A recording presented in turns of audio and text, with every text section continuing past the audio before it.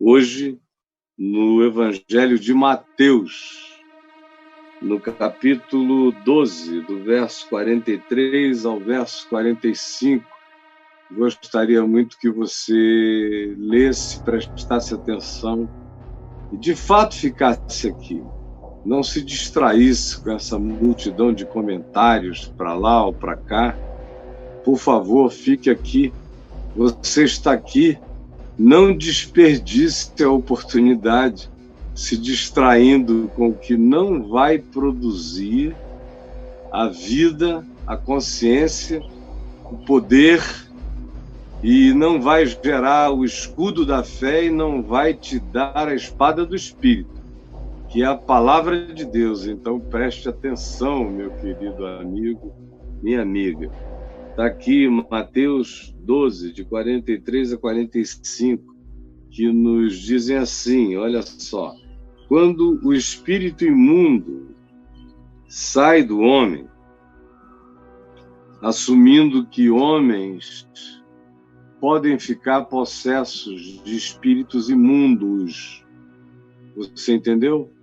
Homens, seres humanos, criaturas humanas, Homo sapiens sapiens, podem ficar possessos de espíritos imundos. Você é um espírito que habita um corpo. Mas, se houver algum tipo de fragilidade no seu espírito, ou de consórcio entre o seu espírito e a maldade, e a indiferença, e o irregelamento, e o vazio, ou o ódio, ou o espírito de vingança, por exemplo, ou aquela vontade de que o mal atinja aqueles de quem você não gosta.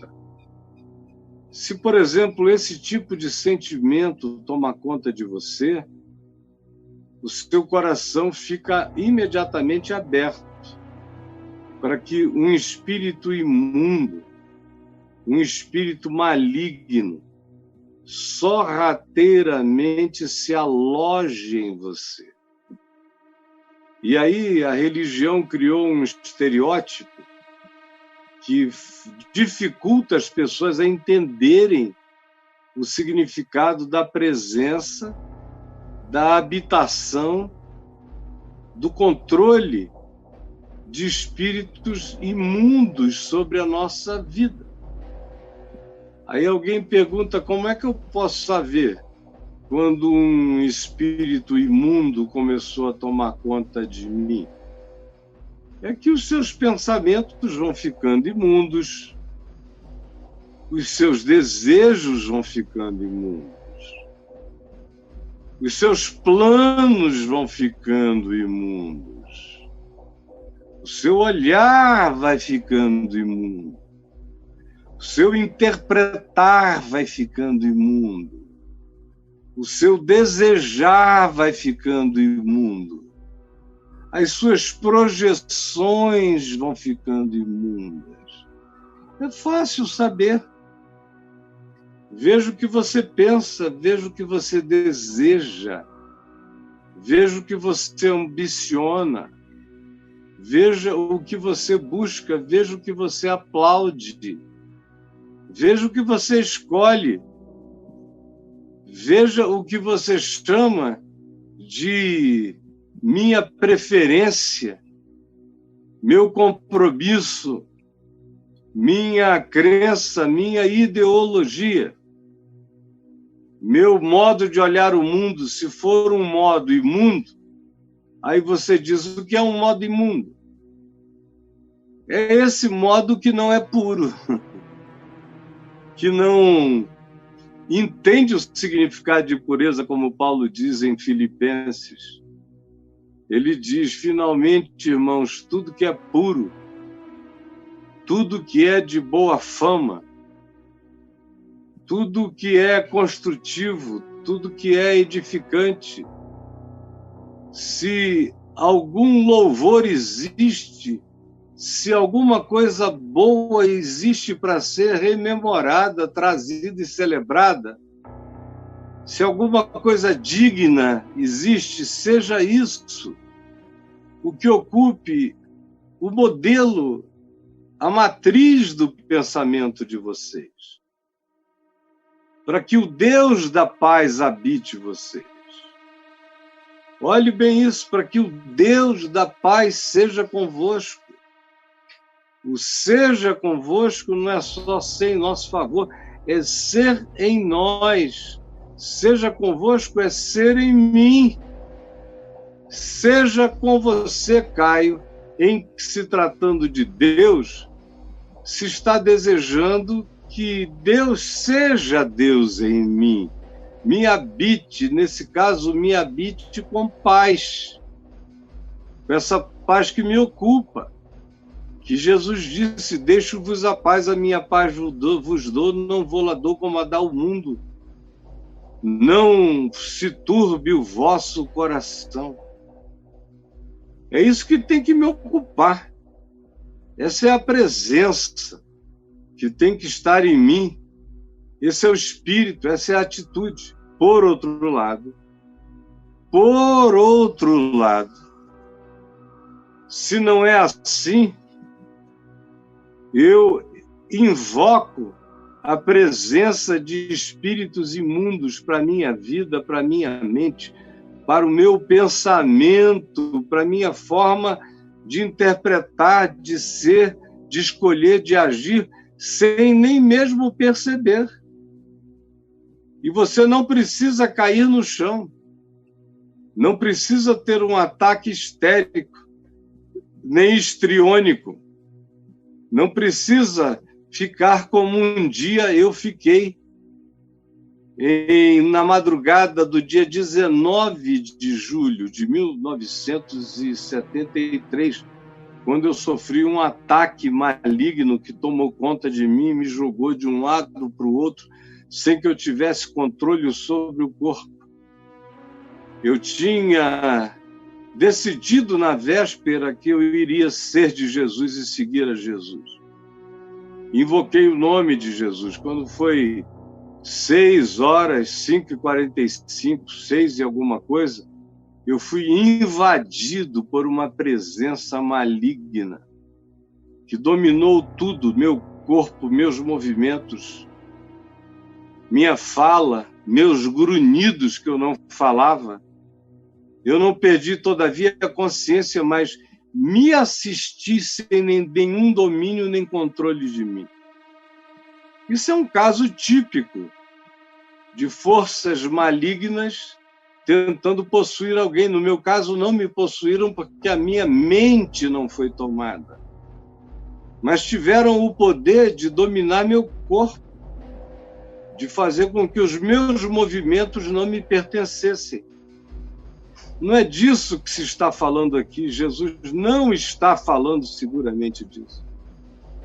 Ele está falando de um nível de possessão sorrateira que não gera nenhum tipo de tremor, ou, como se diz na minha terra, que não produz estribuchamento, que não gera convulsão, que não produz essa performance básica de espíritos imundos de natureza completamente banal.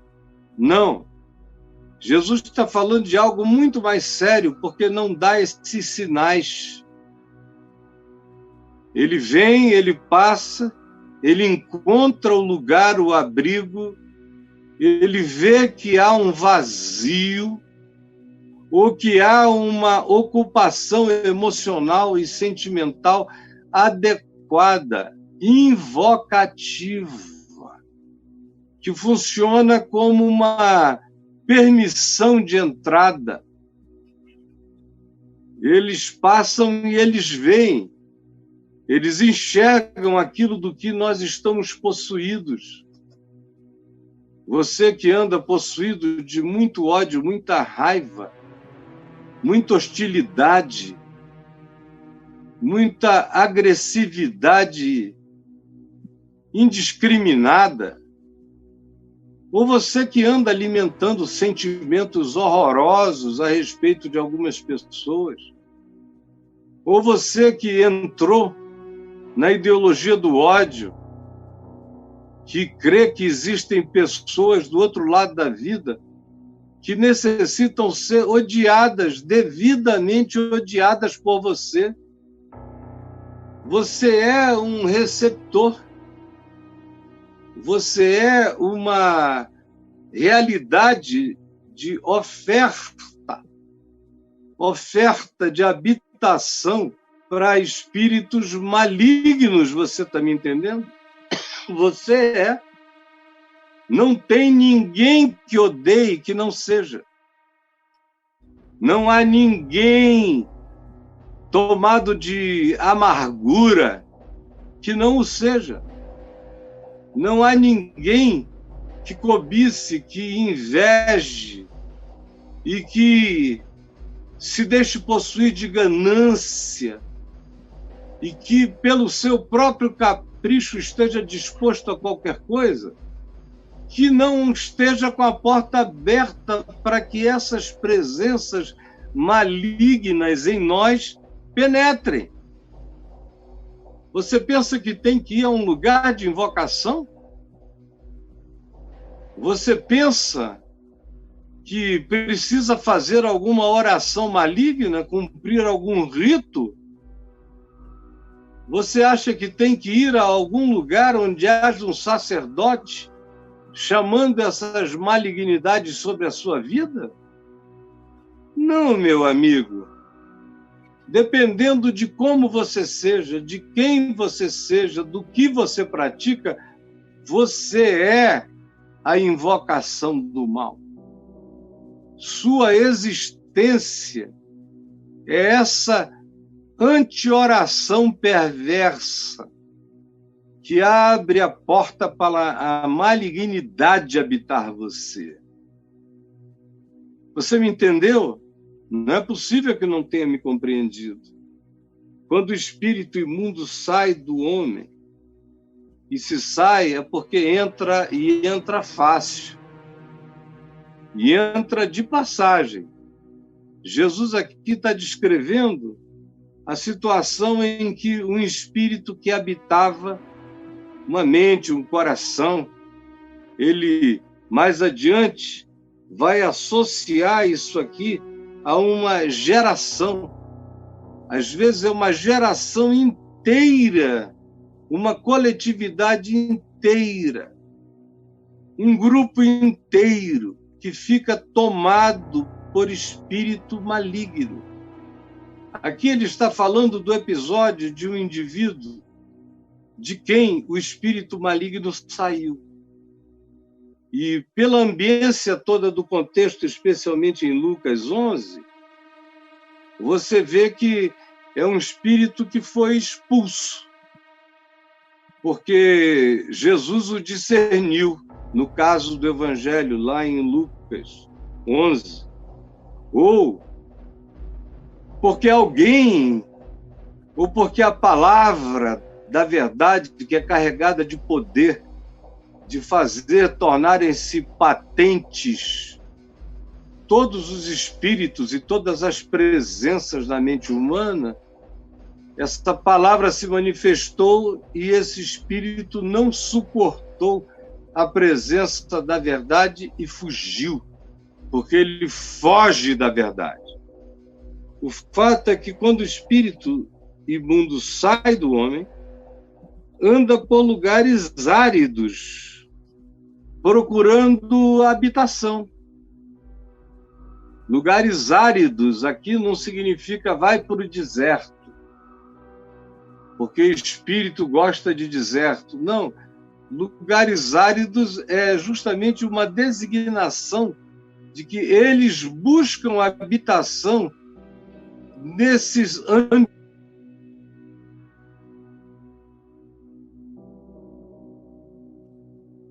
Eles buscam habitação nos ambientes inférteis da existência, nos ambientes onde nada de vida é produzido.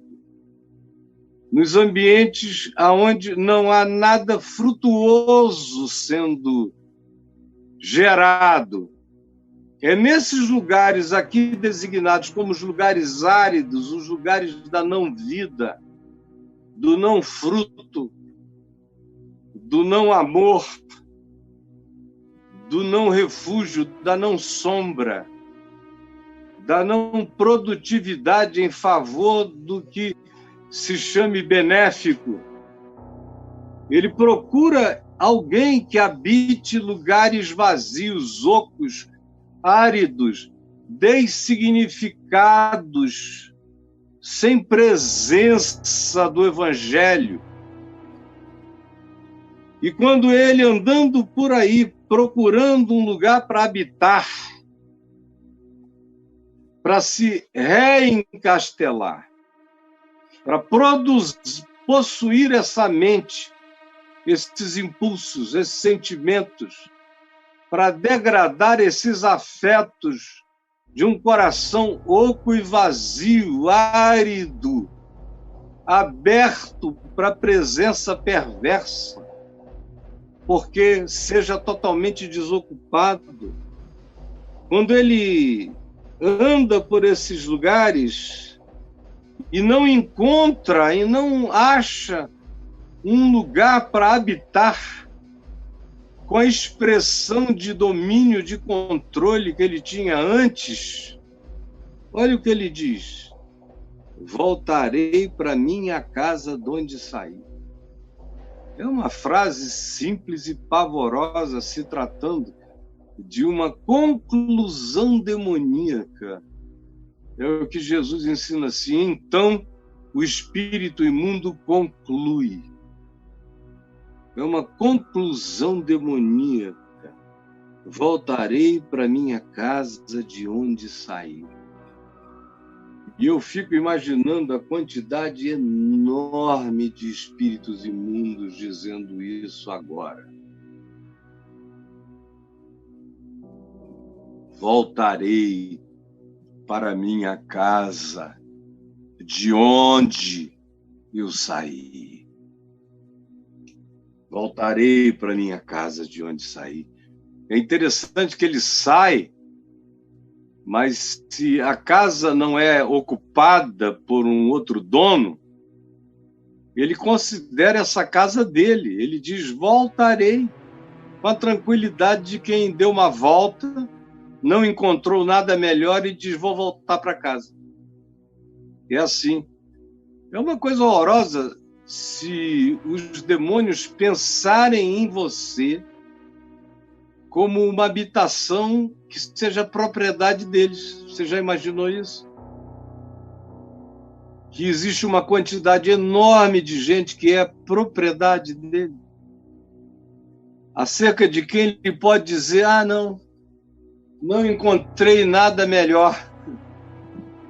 Voltarei, olha a tranquilidade, voltarei para a minha casa, de onde eu saí, porque ela está lá, pronta para mim. Então, tendo voltado, encontra essa casa, esse ser humano, essa mente, essa alma. Encontra você, vazio, como uma casa vazia, desocupada, varrida, todavia, porque houve, quem sabe, alguma pequena melhora. Sem a presença contínua do espírito imundo, o indivíduo conseguiu dar uma pequena organizada na vida dele. Ele foi ao médico, ele foi ao terapeuta, ele seguiu alguns conselhos, está praticando algumas disciplinas, está tentando ver se melhora seu condicionamento físico, está tentando fazer alguma coisa por si, depois de um tempo tão horrível, em relação ao qual nenhum remédio ou medicina conseguiu antes ajudá-lo. De repente, ele teve esse ato que ele não consegue nem explicar, não sabe que foi o espírito imundo que o deixou. E agora está de volta e o encontra. Melhora um pouco. E aí ele diz: meu Deus, como isso está bom para mim. Aí vai e diz: eu vou habitar esta casa varrida, ornamentada. Eles mudaram até a mobília. Está muito bom para os festejos do inferno nessa mente, nesse coração. Então vai, preste atenção. É Jesus contando uma história, uma metáfora, para a gente entender o que acontece com a nossa interioridade. Então, ele que encontra esses melhoramentos para o mal. Tem gente que se melhora para o mal. Então, ele vai e leva consigo outros 7 espíritos, piores do que ele. Ele chama entidades mais fortes, mais malignas, mais perversas do que ele, para irem com ele habitar este lugar, que agora é uma casa interior vazia, varrida e ornamentada. Ele leva consigo 7 espíritos piores do que ele. E entrando, habitam ali, moram ali. E é tão comum a gente ver que as segundas experiências de pessoas que viveram situações horrorosas e que tiveram uma pequena melhora, não sabem nem porquê. Frequentemente foi completamente aleatório, randômico. Nem o médico consegue explicar por que a pessoa melhorou. Foram espíritos imundos, atormentadores, obsessores, que deixaram aquela pessoa por um instante, o espírito maligno que a atormentava, que a possuía, teve alguma pulsão de deixar por um tempo e ver se encontrava tormento maior para praticar. E não tendo achado nada tão adequado, porque constrói-se uma relação de natureza psicultural entre o indivíduo possesso e o espírito imundo. Eles se habituam um ao outro, eles criam uma relação de dependência e de codependência.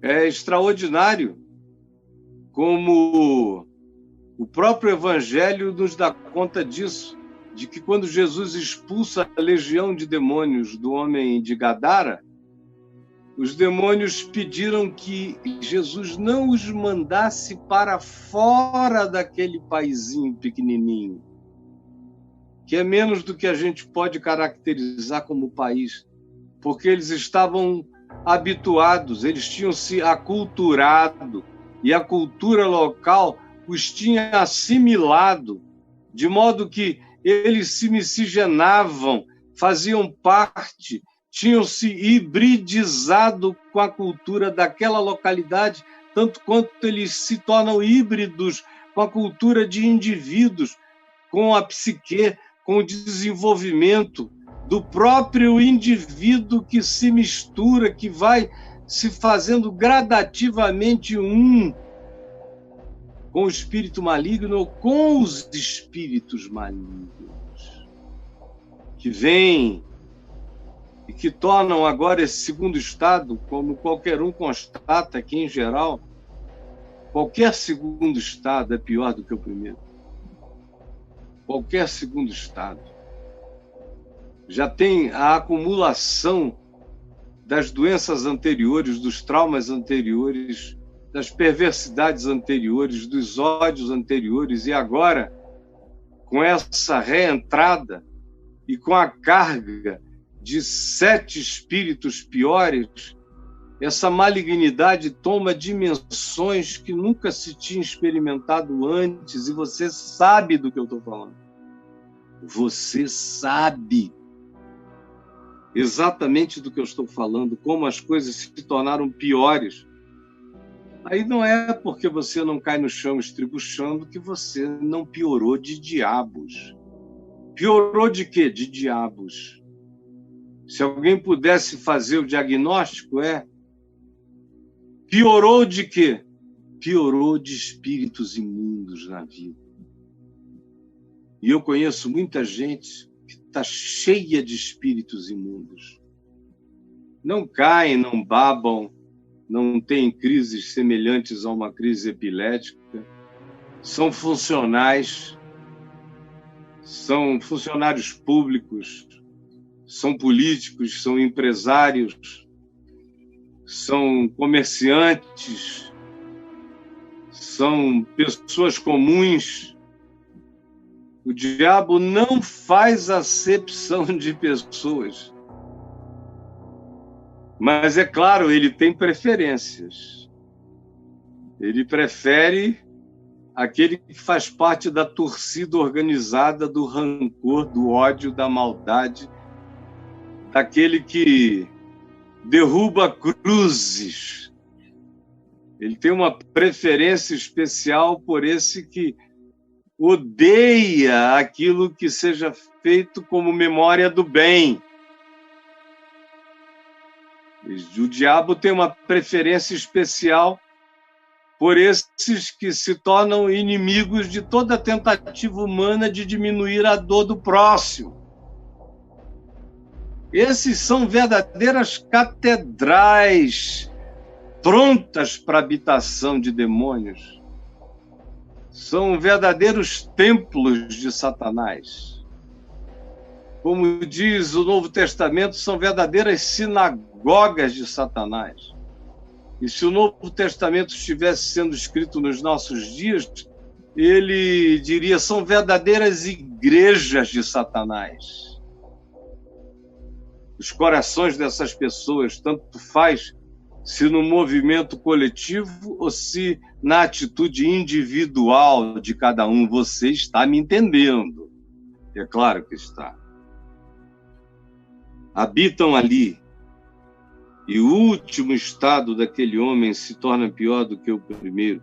Olha só como isso, além de acontecer com indivíduos, acontece com grupos, com partidos, com organizações dedicadas àquilo que o diabo gosta.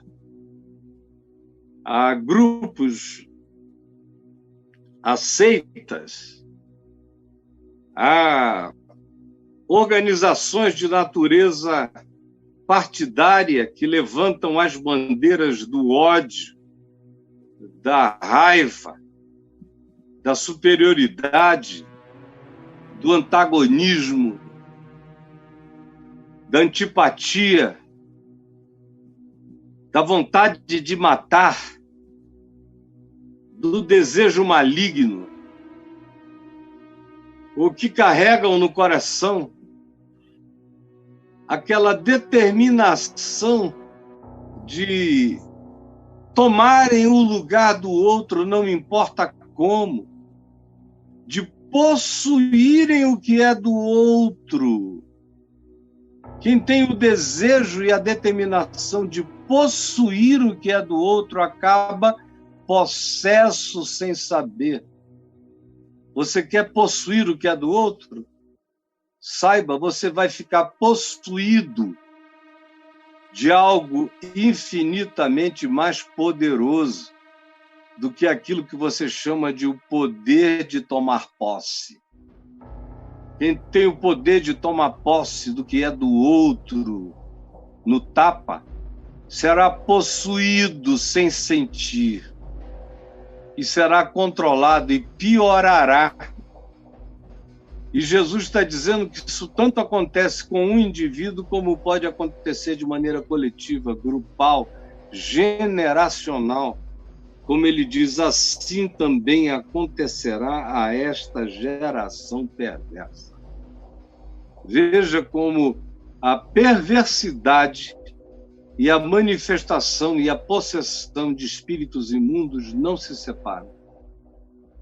Aonde você encontrar ódio, perversidade, aquele ente que baba de raiva, que divide o mundo entre os meus e os deles, aonde você encontrar esse tipo de atitude sem afeto, sem compaixão, sem misericórdia, onde você encontrar esse espírito da implacabilidade, aonde você perceber a existência do ciúme gerado pela perversidade ou da inveja perversa, ou do desejo de posse, de domínio completo, de tirania, de controle.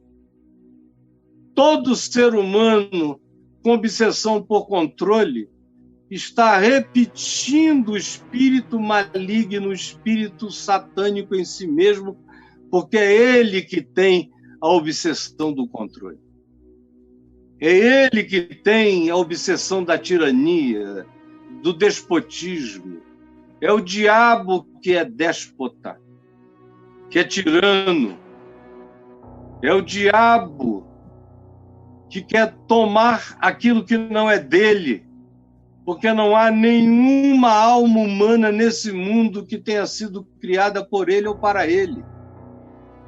Ele é que é um invasor. Ele é que se arroga ao papel de determinar como as coisas serão.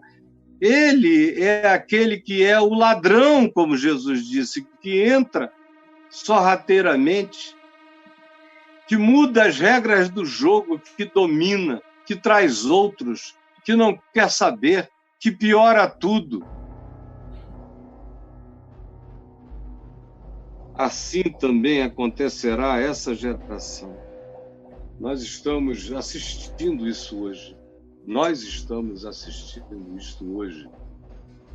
No mundo, em tantos lugares do mundo, em alguns, graças a Deus, nem tanto, mas em alguns outros, a gente vê uma geração inteira sendo possuída por espíritos malignos, como aqui no nosso país.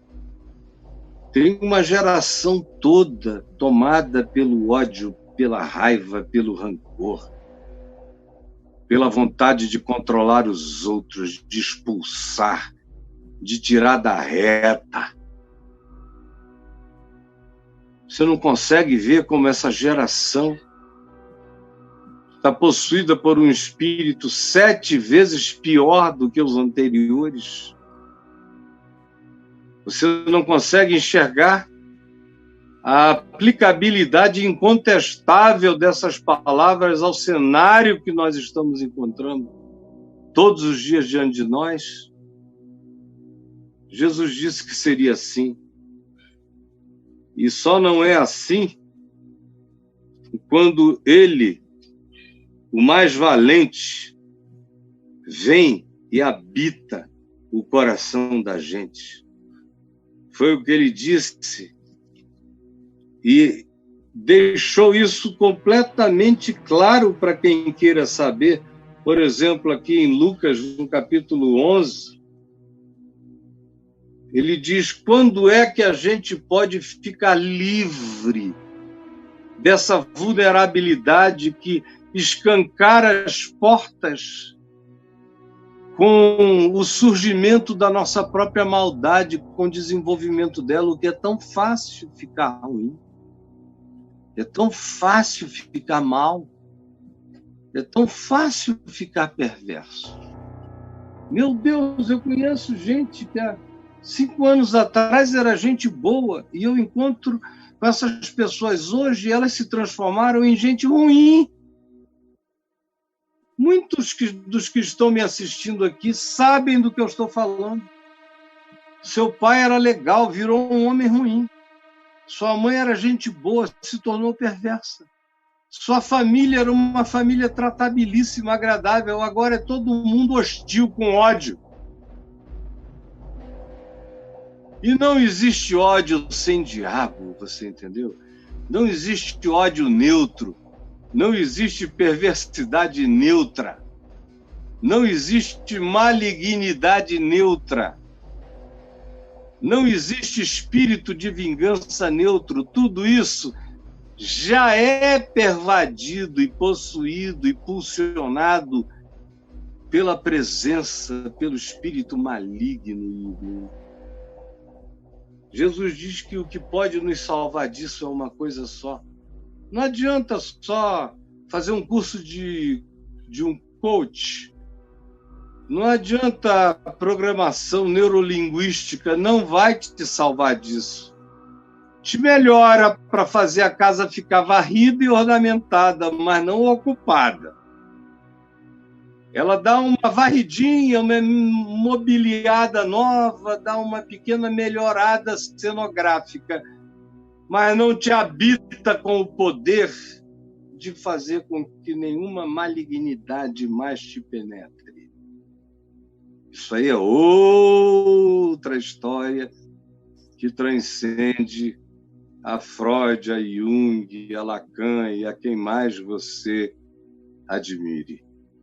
Isso aqui habita uma outra dimensão, que é o que Jesus diz. Ele tinha acabado de expulsar um espírito imundo, um demônio que fazia um indivíduo se tornar mudo. E quando o demônio saiu do indivíduo, o indivíduo passou a falar e as multidões se admiraram. Então os religiosos disseram que Jesus expulsava demônios pelo poder do diabo, de Belzebu, que era uma figura diabólica, era uma nomenclatura diabólica bastante usada nos dias de Jesus pelo povo em geral. Ele expulsa demônios pelo poder de Belzebu. Aí Jesus disse: e se eu expulso os demônios por Belzebu, Lucas 11, verso 19, se eu expulso os demônios pelo poder de Belzebu, por quem os expulsam os vossos filhos? Por isso, os filhos de vocês que estão expulsando demônios vão ser os juízes de vocês. Quando vocês dizem que eu expulso o demônio pelo poder de Belzebu, os filhos de vocês, religiosos judeus, estão expulsando demônios pelo poder de quem? Significando que, nos dias de Jesus, havia pessoas piedosas do judaísmo que expulsavam demônios em nome do Deus de Israel, e os demônios saíam. Se, porém, Jesus diz, eu expulso demônios pelo dedo de Deus, pela mão de Deus, é porque certamente é chegado o reino de Deus sobre vós. Se eu chego e digo meramente pela palavra, e a minha palavra tira demônios da mente e do coração, o Evangelho tira demônios da mente e do coração, é porque o reino de Deus chegou sobre vós, o reino de Deus. Vocês não podem entender que quem chegou é maior. Preste atenção nessa parábola da ocupação benfazeja, bendita, do reino de Deus, habitando o coração e livrando a mente, a alma humana, ou salvando toda uma geração possuída pelo mesmo espírito maligno do ódio. Quando o valente, bem armado, guarda a sua própria casa, ficam em segurança os seus bens. É interessante que ele chama esse espírito imundo e essa horda de espíritos imundos de valente e bem armado. Ele é bem armado, é por isso que não dá para libertar essas pessoas com a ciência psicanalítica. A psicanálise, e eu sou psicanalista, ajuda muita gente quando a questão não chega nesse nível de entranhamento, de habitação perversa. de conluio, de consórcio, de sociedade, de hibridização com o ser do outro, ou com uma geração inteira. Fique sabendo, esse que pratica essa perversidade, esse poder invisível, Jesus o chama de valente, que ele não tem medo de qualquer um, nem de qualquer coisa. Você pode chegar com as suas urucubacazinhas que ele vai dar gargalhada. Você pode chegar e deitar o cara no divã e dizer, vamos conversar e tratar sobre esse assunto, que ele vai dar gargalhada. Ele é um valente, bem armado, com poder de enfrentar a maior parte ou tudo aquilo que a gente traga como antagonismo a ele e que não consegue produzir a libertação necessária. Porque ele é valente, é bem armado, por isso ele guarda a sua própria casa, a sua própria casa. O indivíduo virou propriedade dele, como eu já disse antes. E quando se trata de uma geração possuída, essa geração vira propriedade de uma potestade. Como a gente está assistindo no Brasil, não é só política. É uma potestade demoníaca, espiritual, tomando conta da mente das pessoas. Você não vê como elas estão alteradas, como existe um brilho de ódio, como existe uma pulsão perversa, como você percebe uma valentia diabólica no que está sendo feito. Você está me entendendo? A casa vira casa própria do valente, vira casa própria de Satanás. Por isso ele guarda com segurança aquilo que ele tem nas pessoas. Tirar das pessoas essa malignidade, depois que ela se enraiza, depois que ela se torna uma com a mente, com a religião, com a ideologia, com a filosofia do indivíduo, é difícil. É difícil. Ele guarda com segurança os seus bens, até que sobrevenha o mais valente. É dele que eu estou falando aqui agora. Eu estou aqui em nome dele, com a coragem dele, com a valentia do mais valente. Eu sou aqui um representante destemido do mais valente, sem medo de nenhum valente, de nenhum demônio, de nenhuma casta, de nenhuma possessão e de nenhum possesso, ou de nenhuma geração tomada por essa potestade. Ao contrário, é em nome do mais valente que nós estamos aqui.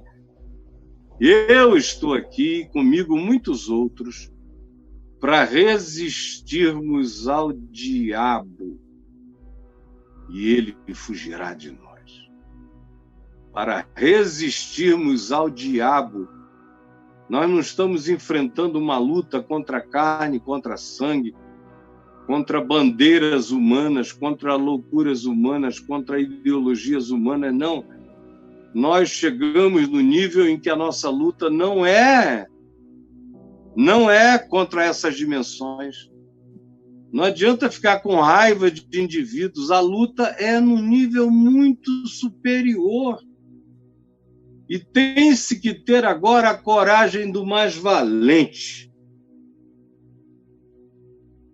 Sobrevindo, eu gosto desse sobrevindo, porque é uma chegada não esperada. E é isso pelo que eu estou orando, por uma chegada não esperada, por uma soberania divina que se manifeste. Sobrevindo, porém, o mais valente, que se chama Jesus, o mais valente do que ele, do que eles, como disse Eliseu ao seu servo Eliasir: mais são os que estão conosco do que os que estão com eles. Sobrevindo mais valente, vence-o. É simples assim. Não é luta contra ele, é vence-o. Vence-o. E tira-lhe a armadura em que confiava. Satanás tem muitas armaduras nas quais ele confia. Ele confia na adesão religiosa ao projeto dele. Ele confia no ódio religioso, corroborando as causas dele. Ele confia nas orações religiosas em favor do desejo maligno dele. Ele confia na nossa adesão, na adesão daqueles que se diziam crentes àquilo que é a proposta dele. Isso se transforma num escudo, num broquel, numa fortaleza na qual ele confia.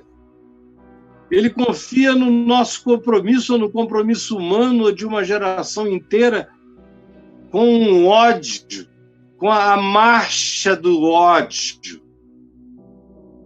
Ele confia que isso não terá fim, que não será vencido, que se perpetuará. Mas ele não sabe que haverá de sobrevir um mais valente e que virá de onde não se está esperando. Virá de onde não se está esperando. E vence-o. E tira-lhe a armadura. O despoja. O deixa nu. Essa é a minha oração. Jesus sobrevém. Arranca a armadura do perverso. E de todos aqueles que ele contagiou dessa geração, tira a valentia perversa e a armadura da perversidade. Vence subitamente essa malignidade. Deixa essa força nua, despida. É a minha oração, é que Jesus sobrevenha e desnude todas as hostes desse maligno que tomou conta de indivíduos e de gerações. E essa força espiritual seja desnudada aos sentidos de todos, é a minha oração, é a minha profecia do Evangelho em nome de Jesus. Que sobrevirá subitamente esse poder do mais valente e que despirá esse perverso nas suas posses individuais e coletivas e o deixará nu, e as suas vergonhas serão expostas, e as suas mentiras e poderes de engano serão revelados, e que os despojos desse assalto demoníaco, dessa possessão perversa que nós estamos vivendo, tanto em indivíduos quanto em coletividades, que os despojos desse assalto sejam tomados e devolvidos à vida como bem da vida, como bem para todos. É uma parábola de Jesus que eu preguei sem mencionar nomes, até porque não há nomes a serem mencionados. O que há é espíritos a serem discernidos, é circunstâncias a serem entendidas e verificadas por quem quer que esteja sendo iluminado pelo Espírito de Jesus. Senhor Jesus, eu creio que o mais valente que és tu hás de sobrevir, porque nós estamos vivendo um tempo em que milhões ficaram possessos, uma geração inteira ficou possuída pelo espírito da raiva, do ódio, do antagonismo. Gente que é inimiga da cruz, que se tornaram inimigos do Evangelho, se tornaram inimigos do amor de Deus. São derrubadores de cruzes com ódio maligno.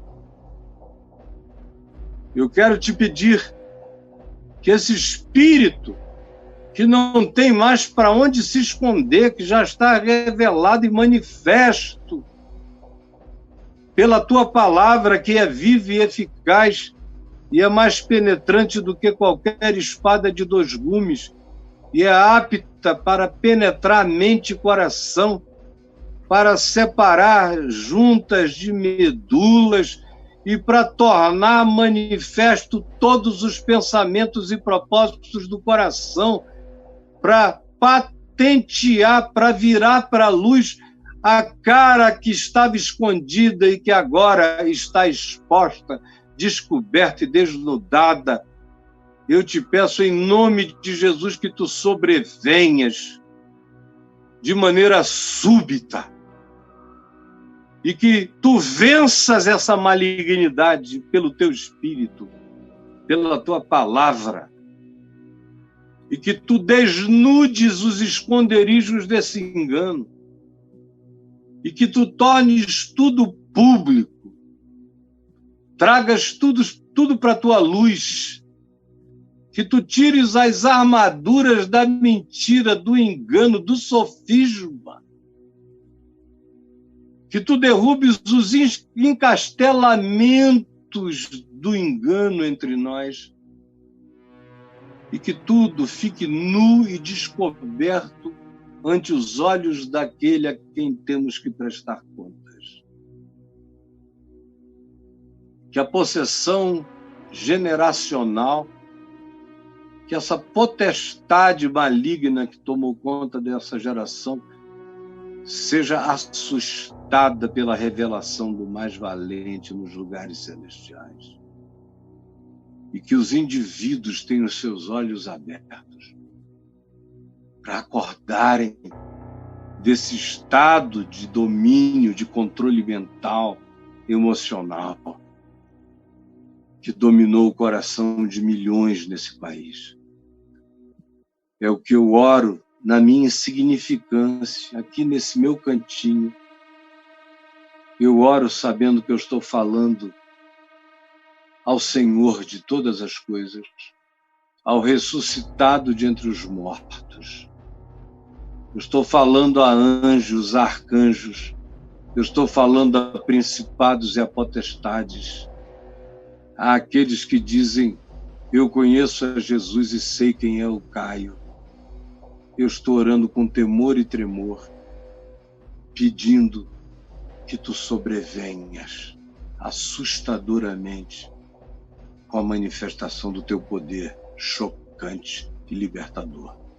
É o que eu te imploro, em teu nome, Jesus. Amém.